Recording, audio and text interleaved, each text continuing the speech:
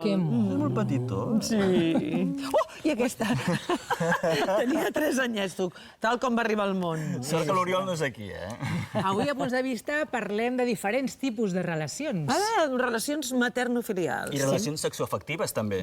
Ja veureu, Clara, Àngels Gonyalons i Javi Marpocielo són els protagonistes de Llegat, una obra que parla sobre les diferents formes d'estimar. Tot això i molt més d'aquí uns instants, vaja, de seguida, a Punts de Vista. Benvinguts. Mira, Tània. Mira, que mono. Ell sempre tan exhibició.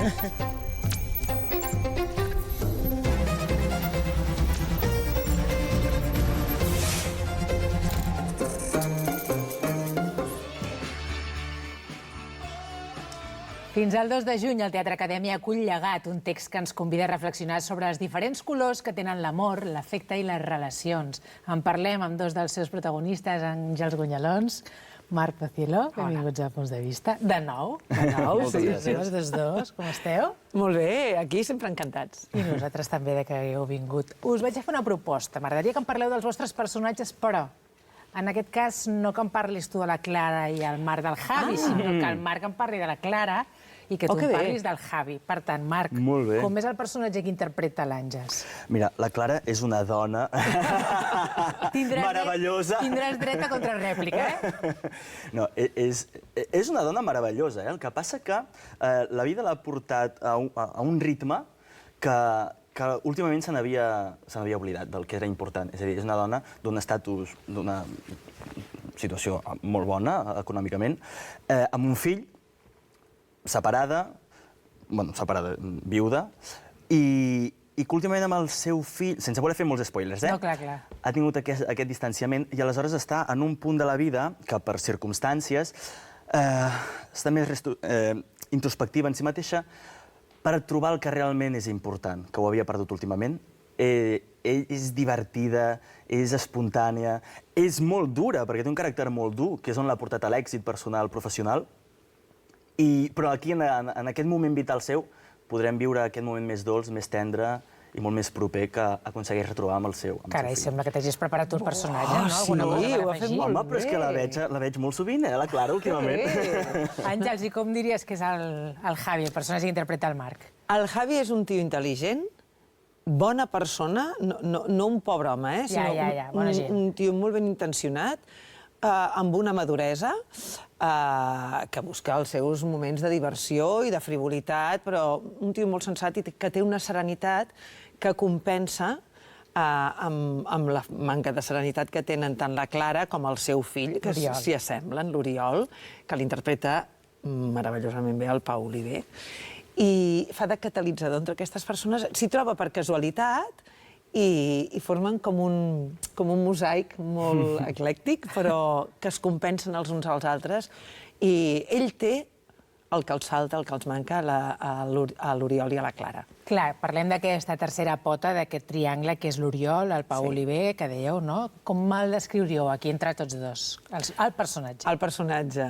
Perquè si descrivim el Pau ens desfem i ens cau la bava. Bueno, que també esteu parlant de manera molt bonica dels personatges, que això també diu molt. És que són bonics. Jo crec que els personatges són bonics i es fan estimar molt. Es fan estimar i això, perquè ho estem constatant i és un gran què, perquè és el que havia de ser, que la gent empatitzi. No en la situació, sí en la situació, no en els seus caràcters i temperaments concrets, però sí que hi ha moments a la vida que som així, no? Jo crec que les relacions maternofilials o paternofilials, l'adolescència és una etapa delicada en què és molt fàcil que t'espistis i que et cansis perquè desgasta.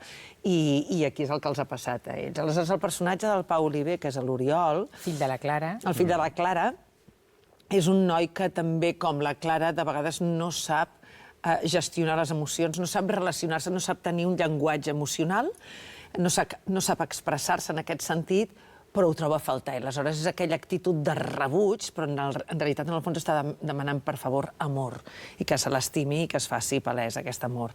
I respecte al meu personatge, doncs, xoquen constantment perquè s'assemblen massa i no han après. Ara, respecte al personatge del Javi, que ho expliqui el... Clar, perquè la relació aquí és més aviat sentimental. Sí.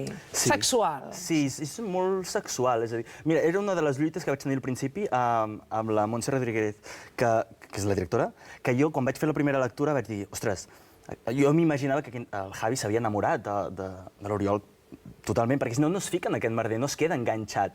I llavors la Montse em deia, no, tampoc t'hi enganxes tant, no es queda enamorat, simplement...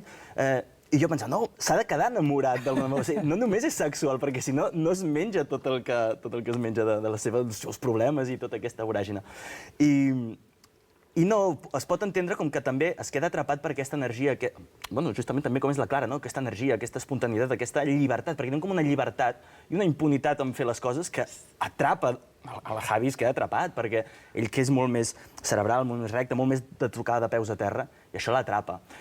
Però ell segueix fent la seva vida, d'alguna manera, El que passa que amb l'Oriol és un xoc de trens tan diferents, un de l'altre, que s'atrauen. Són pols molt diferents i s'atrauen. Diuen que hi ha obres que et canvien d'alguna manera, personatges que et canvien. No sé si en aquest cas, parlant de relacions amoroses, us ha fet reflexionar sobre la manera que estimeu i us deixeu estimar, o sou estimades i estimats. A mi sí que m'ha fet totes les funcions, procuro que, bueno, alguna cosa, perquè si ets analític i, a més, mentre busques el personatge i la relació del teu personatge amb els altres i com construeixes aquesta meva amb un objectiu comú, que és la funció i fer arribar la funció, et planteges coses. A mi així que la vaig llegir, el primer que em va captivar, t'he de dir, quan me la van proposar el Dani i la Montse, el Dani J. Meyer, que és l'autor, que és el mateix autor d'Aka, o Scratch, o Ubni Benhet, em va captivar que no era pretensiosa, però que empatitzava molt. I a mi el primer que vaig pensar és, ostres, volem estimar molt, probablement, moltes vegades, i creiem que estimant molt, que estimar o estimes o no hi ha quantitats, però poques vegades ens centrem en com vol ser estimat l'altre. Estimem com sabem, com podem i com volem. I ens plantegem poc com vol ser estimat l'altre. Això és el que a mi m'ha fet pensar aquesta funció. Heu assajat a Balaguer, a la Mercantil. Sí. Clar, el públic veu normalment quan el muntatge ja està en escena, en aquest cas al Teatre Acadèmia, però darrere hi ha molta feina. Quant temps diríeu que seria necessari, que no vol dir que sigui el que es té, per tirar endavant amb cara i ulls un projecte teatral i assajar-lo? Explica el que vam pensar quan vam saber el temps que assajàvem. Perquè heu tingut un mes només, no? O menys? 2 setmanes? No, 2 mesos, no. 2 mesos, el que passa que sí que amb la interrupció de la Setmana Santa, al final hauran estat un mes i mig. I què vas pensar, Marc? No, què van pensar els dos? Els tres. Bueno, els tres, sí. Jo, personalment, venia d'una etapa a la meva vida que venia de molts musicals. Musicals vol dir coreografies, cant, interpretació. I estàs, això, 2 mesos, més o menys, i penses, però ja, clar, hi ha molt volum de feina perquè hi ha les coreografies. Jo pensava, bueno, aquest text, vols dir que en 2 mesos no ens ha sobrat? Tu també ho vas pensar, això? Home, i tant, vam assajant tant de temps, tu. Estem passats d'assajos, no, que has dit? I a mi m'agrada assajar, de fet, és el que més m'agrada, assajar. És molt guai. Faltava una setmana i pensava... Ens falta un mes. Hi ha moltes coses, a part del text, que és 1 hora 35 entre 3 persones, que estem allà, però hi ha molts inputs, moltes coses i cosetes, i moltes coses a gestionar, coses tècniques, molt atrezzo, molt entrada i sortida, molt canvi de vestuari, jo m'explotava el cap, dic, Déu meu, què m'està passant? Ja està, ja m'he fet gran, perquè no m'entren les coses, dic, no, però l'últim que vaig fer tot va anar ràpid, dic, què m'està passant? Perquè a mi em va costar de retenir tot. M'explico, quan retenia una cosa se m'escapava. Parlàveu tots dos dels musicals. Àngels, per exemple, t'hem vist farà poc a L'Alegria que passa, vam veure al seu moment a Maricel, etc. Quan estàs fent musical trobes a faltar el teatre de text i quan estàs fent teatre de text trobes a faltar cantar i ballar i fer musical?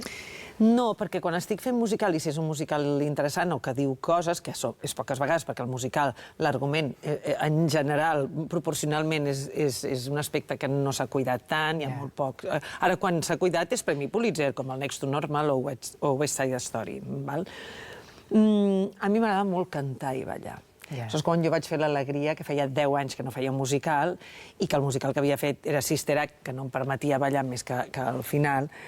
Ostres, va ser com... De fet, jo vaig patir un dol quan es va acabar l'Alegria que passa. Vaig plorar com una desgraciada a l'última funció, com una principiant. Sí, perquè va ser molt feliç, un muntatge molt feliç amb una companyia preciosa, no com la d'ara. No, la d'ara segueix sent preciosa. He descobert el Marc com a company, que bueno, no tinc paraules. I el Pau ja feia el meu fill a l'Alegria, li feia de pare. És veritat. I ja vam connectar, i aquí jo crec que tenim molta química els tres, i quan dic química és que no és res forçat, ha sorgit Que sorgeix. així. Doncs si voleu veure aquesta química, doncs aneu al Teatre Acadèmia, que només estaran fins al 2 de juny, Sí. que això ara dura molt poquet a cartell, les obres. Sí. El llegat. Àngels, Marc, un plaer de nou veure-us. Ai, un plaer amb tu, Moltes gràcies. sempre. Oi, que bé. Sempre, Tània. Va, que vaig a presentar una cosa i ara estaré ben contenta. Deixeu-me. A veure, gràcies.